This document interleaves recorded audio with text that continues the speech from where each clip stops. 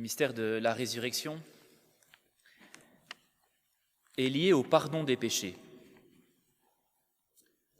Je ne sais pas ce que cela peut évoquer en nous, le fait que la résurrection de Jésus, donc ce que nous vivons aujourd'hui, l'histoire que nous venons de lire, les évangiles de la résurrection,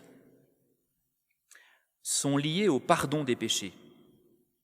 Est-ce qu'aujourd'hui, là, nous pensons au pardon des péchés?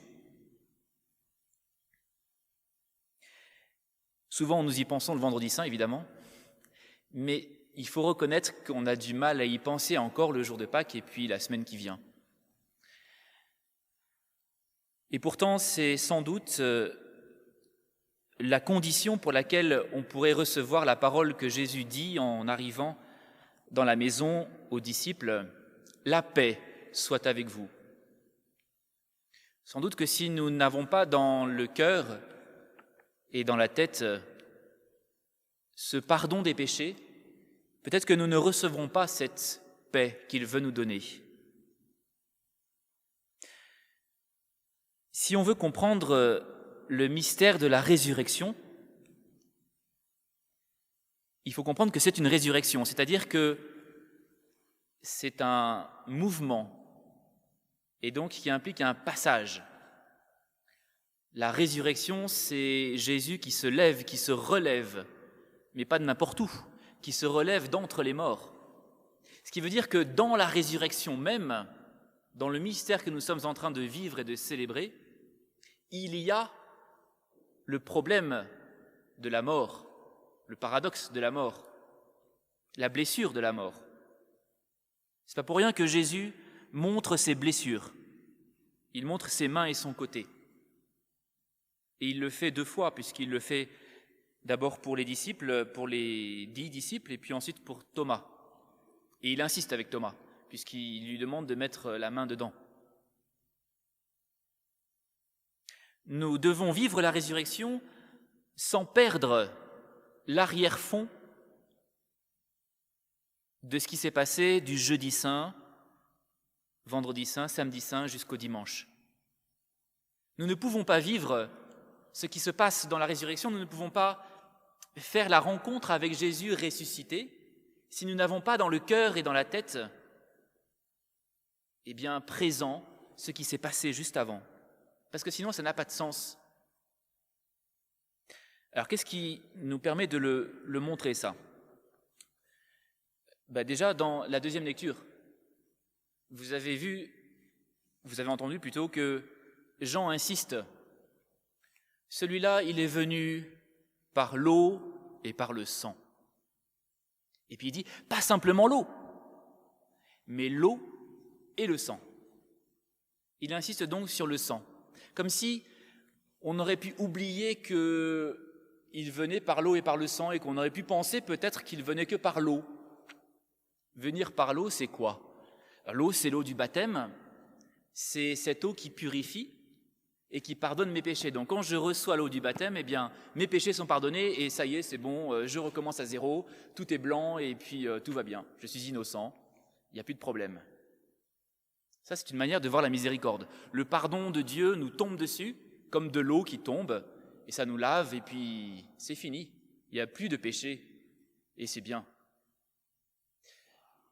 Mais Jean insiste, oui, mais attendez, il y a aussi le sang, là, n'oubliez pas le sang. Qu'est-ce que vous en faites du sang ? Du sang, hein, je ne sais pas si...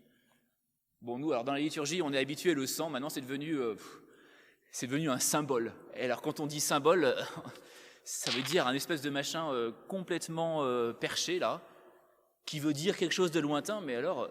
Mais du sang, hein, vous voyez couler du sang, là, maintenant, là, dans votre tête ? Du sang. Imaginez que vous vous coupez, que ça coule à flot, là. C'est absolument violent, le sang. De voir le sang, c'est violent. Et nous avons du mal, en tant qu'habitués à la liturgie, nous avons du mal à revenir à ce sang qui implique une violence, qui est la violence de la croix du Christ. On pense bien l'agneau. L'agneau, c'est celui qui est tout doux, c'est celui qui se laisse faire, c'est celui qui pardonne, c'est celui qu'on prend dans ses bras avec sa petite laine et qu'on va caresser. Et c'est cela la miséricorde. Il nous aime beaucoup, et donc nous n'avons plus de péché. Et nous oublions nos péchés parce que nous tombons dans l'eau qui est devenue de l'eau de rose.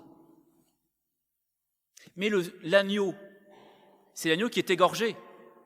Est-ce qu'on s'en souvient, ça? Et que dans l'Apocalypse, l'agneau est égorgé et il demeure égorgé jusqu'à la fin. Et on parle du sang de l'agneau. Et on parle de la colère de l'agneau. On parle de la fureur de Dieu. Et on dit que le Christ est celui qui foule dans la cuve du vin de la colère de Dieu et que le sang se répand sur toute la terre. Hier soir, nous avons chanté un psaume que j'ai envie de vous relire parce que c'est vraiment exceptionnel. Les frères, vous allez rigoler, évidemment. Pourquoi ces habits écarlates? C'est Isaïe. Pourquoi ces habits écarlates, ce vêtement du fouleur au pressoir? À la cuve, j'étais seul à fouler, et personne de mon peuple avec moi. Dans ma colère, je les ai foulés, dans ma fureur, je les ai piétinés. Leur jus a jailli sur mes habits, taché tous mes vêtements. C'est Isaïe. Alors, on ne pensait pas qu'Isaïe, qui a aussi des paroles très belles, très consolantes, le livre des consolations, c'est Isaïe, eh bien Isaïe a des paroles extrêmement violentes. Leur jus a jailli sur mes habits, le sang s'est répandu. Il y a quelque chose du mystère de Pâques où nous ne devons pas oublier ce sang de l'agneau, parce que sinon nous passons à côté du mystère de Jésus. Alors qu'est-ce que ça veut dire concrètement? Ça veut dire que vivre de la miséricorde, comme les disciples dans le passage que nous venons de lire en vivent, c'est-à-dire la manière dont Jésus vient au milieu d'eux et leur donne la paix pour les faire vivre de ce moment de miséricorde, eh bien, ça veut dire que nous devons prendre en compte ce sang de l'agneau, c'est-à-dire tout ce qui est impliqué dans la passion de Jésus. Et ça, c'est quelque chose qui est très concret dans notre vie spirituelle, dans notre vie chrétienne. On ne peut pas aller participer à la messe du dimanche, qui est la messe de la résurrection, sans avoir dans la tête le sang de l'agneau, sans avoir dans le cœur le sang de l'agneau. Nous ne pouvons pas aller communier sans vivre profondément en nous-mêmes de ce sang de l'agneau. Et c'est cela qui va nous donner la miséricorde. Parce que ce qui se passe dans le passage que nous venons de lire, quand Jésus arrive au milieu des disciples et qu'il leur dit « la paix soit avec vous », eh bien Jésus les fait entrer dans son pardon. Et c'est un pardon qui lui a valu la croix, qui lui a valu les blessures qu'il est en train de leur montrer. Regardez mes mains, regardez mon côté. Et ça saigne. Une tradition dit que les blessures que Jésus leur montre, ce n'est pas des blessures passées qui sont séchées, cicatrisées. Non, ce sont des blessures qui sont vivantes. Et que quand les disciples ont vu ces blessures, quand Thomas a touché les blessures avec son doigt, eh bien, ça suintait du sang du Seigneur. Et que c'est vraiment ça qu'ils ont pu voir et qu'ils ont pu être pardonnés. Comment est-ce que la passion du Seigneur nous donne la vie? Eh bien, la passion du Seigneur nous donne la vie parce que quand Jésus meurt, il meurt en pardonnant. Le démon fait tout pour qu'il se passe une lutte entre le Christ et lui, et que le Christ entre dans sa violence. Et Jésus ne rentre pas dans sa violence. C'est pour ça que Jésus est l'agneau. Jésus ne rentre pas dans la violence du démon. Il ne répond pas à la violence par la violence. Il dit « Père, pardonne-leur, ils ne savent pas ce qu'ils font ». Et il dit pareil pour Pierre. Quand Pierre a trahi, Jésus l'a regardé en lui pardonnant. Quand Judas est allé... Pierre, il n'a pas trahi, pardon, il a juste renié, c'est déjà pas mal. Quand Judas est parti, Jésus lui a montré qu'il était prêt à lui pardonner et qu'il le pardonnait en fait. Quand les disciples se sont éloignés, Jésus leur a d'abord lavé les pieds et leur a d'abord donné l'Eucharistie. Et avec toute cette profondeur des gestes que Jésus a fait avant de mourir, nous commençons à voir un peu le mystère du pardon qui jaillit à la fois de Jésus et puis dans nos cœurs. C'est bien ce mystère de pardon qui est à l'œuvre depuis le début de la Passion. Et toutes ces personnes, et le bon larron, et la foule, et tout le monde est pardonné avant que Jésus meure. Et ça, c'est vachement important, parce que quand Jésus sera mort, ce sera trop tard. Et que ceux qui auront tué Jésus, et qui vont se dire, mince, qu'est-ce qu'on a fait ? Comme nous, quand on a péché, on se dit, mince, alors là, j'ai péché, j'ai blessé telle personne, j'ai blessé mon rapport avec Dieu, etc. Et on se dit, mince, c'est trop tard. Et on ne peut plus revenir en arrière. Sauf si lui nous a pardonné et s'il nous a remis, s'il a accepté de recevoir la blessure sans en faire un motif d'éloignement avec nous, un motif de coupure avec nous. Et donc le fait que Jésus pardonne dans sa passion est extrêmement important, parce que sinon la vie ne peut pas être donnée, on tombe dans la mort. C'est ce que Judas n'a pas compris, et donc Judas est allé se suicider. J'ai fait le mal, je ne peux plus revenir. Il n'a pas vu que Jésus lui avait pardonné. Et donc la vie n'est plus possible pour lui. Le péché, c'est la mort. Le péché, c'est l'impossibilité de revenir. Et le pardon, c'est redonner la vie. La vraie résurrection, c'est le pardon, parce que c'est une résurrection spirituelle. Et que là, les disciples, en voyant Jésus qui leur dit « la paix soit avec vous », peuvent recevoir ce pardon qui a été donné avant que Jésus meure. Et c'est maintenant qu'ils le reçoivent. Ils sont dans l'angoisse, ils sont dans la culpabilité, ils ne savent pas comment ils vont pouvoir survivre, mais bon, ils sont là, et Jésus vient. Et Jésus leur dit « la paix soit avec vous », et en plus il leur donne des missions. Et il leur demande de pardonner les péchés aux autres. Maintenant que vous avez compris ce que c'était que le pardon, eh bien, donnez-le aux autres. Mais vous voyez, ça implique nécessairement